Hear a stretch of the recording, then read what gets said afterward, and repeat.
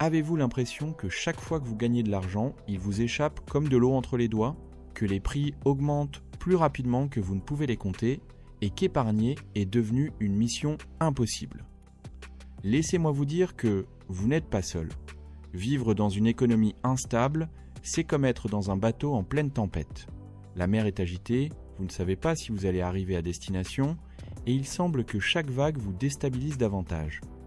Mais voici la bonne nouvelle, il existe des façons de maintenir le bateau stable.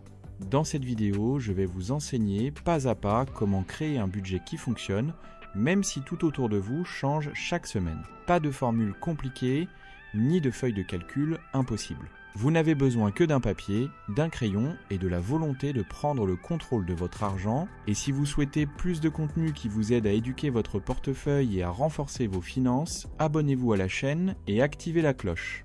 Commençons. Comprenez votre réalité économique. Avant de faire n'importe quel budget, il y a une question essentielle à laquelle vous devez répondre avec une totale honnêteté. Où en êtes-vous économiquement ? Pas où vous voudriez être, ni où vous étiez il y a 6 mois, mais aujourd'hui, en ce moment précis. Et c'est une des parties les plus difficiles quand l'économie est en crise, parce que souvent, nous ne voulons pas voir la réalité telle qu'elle est. Mais voici la clé, si vous ne comprenez pas votre point de départ, vous ne pouvez pas avancer.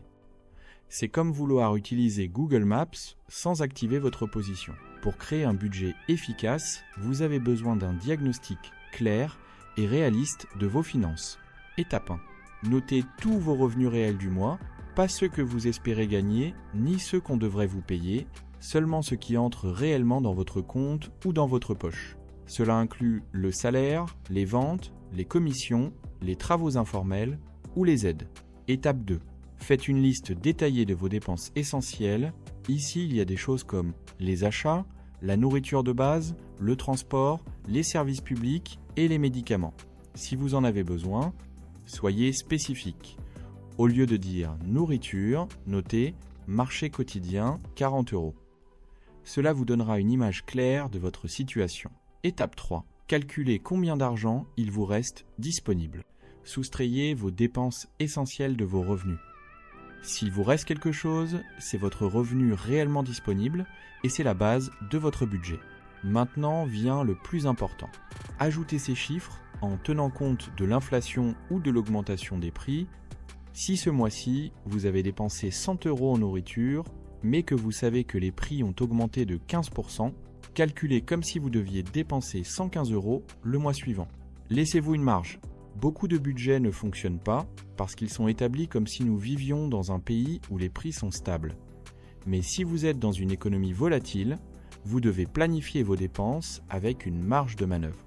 Autrement, vous serez toujours en train de courir après l'argent. Un autre conseil utile, vérifiez les dépenses qui semblent fixes mais peuvent changer. Par exemple, le transport. Si le prix du trajet augmente, votre budget doit le refléter. C'est la même chose pour l'électricité, le gaz ou même les produits ménagers. Résultat, une carte financière actualisée et réaliste qui vous montre exactement combien vous pouvez dépenser, dans quoi et quelle marge vous devez garder pour ne pas être pris au dépourvu si les choses changent à nouveau. Rappelez-vous, il ne s'agit pas d'arrêter de vivre jusqu'à ce que ce soit impossible, mais de comprendre clairement votre contexte pour prendre les meilleures décisions. Savoir où vous êtes vous donne du pouvoir, du contrôle et de la paix. Appliquez la méthode du budget à priorité variable. Maintenant que vous savez combien vous gagnez réellement et combien vous pouvez dépenser, vient l'étape clé, organisez votre argent de façon intelligente et flexible. Dans les économies stables, la fameuse méthode 50-30-20, 50% pour les besoins, 30% pour les envies et 20% pour l'épargne peut très bien fonctionner. Mais si vous vivez dans une économie qui change tous les jours, ce modèle rigide devient insuffisant. C'est pourquoi je vous présente la méthode du budget à priorité variable. C'est comme un budget caméléon. Il s'adapte à votre réalité chaque mois. Comment fonctionne-t-il ? Très simple. D'abord, classez toutes vos dépenses en 3 niveaux. Essentiel, les choses dont vous avez besoin pour survivre, la nourriture de base, les courses, les médicaments, le transport. Importantes mais ajustables, les choses que vous pouvez réduire, modifier ou reporter. Par exemple, le service internet, l'éducation, les produits de nettoyage, non urgentes ou éliminables. Les choses dont vous n'avez pas besoin immédiatement ou que vous pouvez supprimer, comme les sorties, les livraisons à domicile, l'entretien superflu, les achats impulsifs ou les abonnements. Ensuite, classez votre argent selon l'ordre de priorité. Commencez toujours par les essentiels, cela se paie en premier, toujours. Si vous n'avez pas de nourriture, de logement ou de santé, rien d'autre n'a plus d'importance. Une fois tout cela couvert, passez au deuxième groupe. Vous avez de l'argent, ajoutez tout ce que vous pouvez. Et si vous n'avez pas encore assez, utilisez ce qu'il vous reste pour le troisième groupe. Troisièmement, répétez cet exercice chaque mois. Ce type de budget n'est pas figé. Chaque mois, vous devrez vérifier les prix, les revenus et vos besoins. Cela peut sembler fastidieux, mais ce ne l'est pas du tout une fois que vous en prenez l'habitude.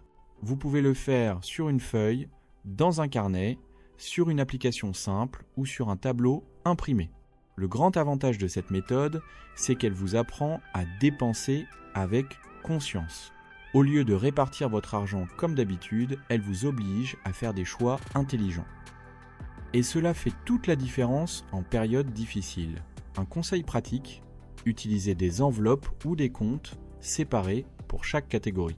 Une enveloppe physique pour la nourriture, une autre pour le transport et une autre pour l'entretien. Quand l'argent d'une enveloppe est terminé, il n'y en a pas d'autre. C'est ainsi que vous évitez de dépasser votre budget. Un autre avantage de ce système, c'est qu'il peut s'adapter à vos objectifs. Vous voulez vous faire plaisir ? Vous pouvez réduire une dépense du groupe 2 et utiliser cet argent pour cela. Un mois difficile arrive, vous pouvez transférer de l'argent du groupe 3 vers le groupe 1. En résumé, le budget à priorité variable vous donne un contrôle sans rigidité. Il vous permet de vivre dans l'ordre, sans avoir l'impression de vous priver et sans tomber dans le chaos lorsque les prix changent. Épargnez, même si c'est peu, mais épargnez quand même. L'une des croyances les plus répandues en temps de crise est « avec ce que je gagne, je ne peux pas épargner ». Mais ce n'est pas tout à fait vrai. En réalité, ce qui change, ce n'est pas le besoin d'épargner, mais la façon de le faire. Épargnez peu, mais épargnez. Pourquoi ? Parce qu'épargner, c'est construire un bouclier contre l'avenir.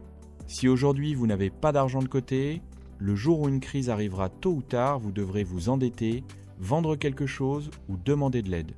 Et cela, dans une économie instable, peut vous faire chuter encore davantage. Le secret est de commencer avec ce que vous pouvez, pas avec ce qui serait idéal. Si vous pouvez économiser 5 €, faites-le. Si vous ne pouvez garder que l'équivalent du prix d'un café, faites-le aussi. C'est l'habitude qui compte, faites-le. Dès que vous recevez votre revenu, mettez votre épargne de côté avant de dépenser quoi que ce soit.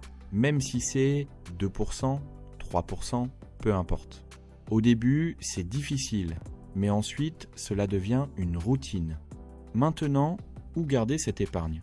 En monnaie forte. Si vous avez accès à des monnaies comme le dollar ou l'euro, convertissez une partie de votre épargne dans ces devises. Elles résistent mieux à l'inflation, en produits durables. Si vous savez que les prix vont augmenter le mois prochain, acheter davantage aujourd'hui est une façon d'épargner en valeur, en activité utile. Investissez dans des outils, de petits équipements ou une formation utile. Tout ce qui vous aide à générer davantage de revenus est un investissement intelligent en comptes digitaux protégés. Cherchez des options qui gardent votre argent séparé de vos dépenses quotidiennes et si possible, qui le protègent contre la dévaluation. Vous pouvez également utiliser la technique du défi du sac. Chaque semaine, mettez de côté une somme spécifique dans un sac sans y toucher. À la fin du mois, vous serez surpris du résultat.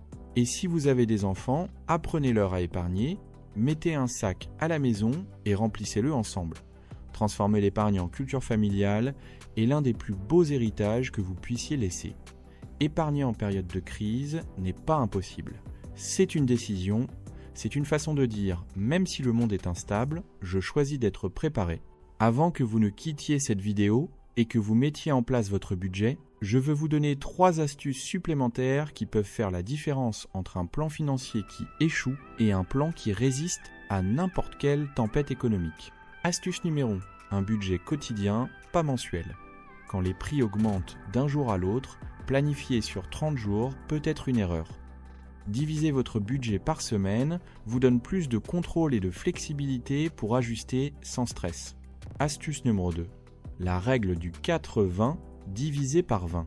4-20% de vos problèmes financiers proviennent souvent de 20% de vos mauvaises habitudes.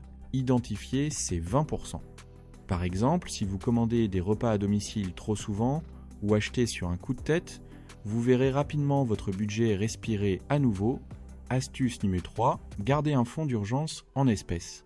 En période d'instabilité, tout ne peut pas être digitalisé. Gardez une petite somme d'argent liquide à la maison, bien protégée, pour les urgences. Parfois, les banques ou les systèmes peuvent tomber en panne. Et maintenant, oui.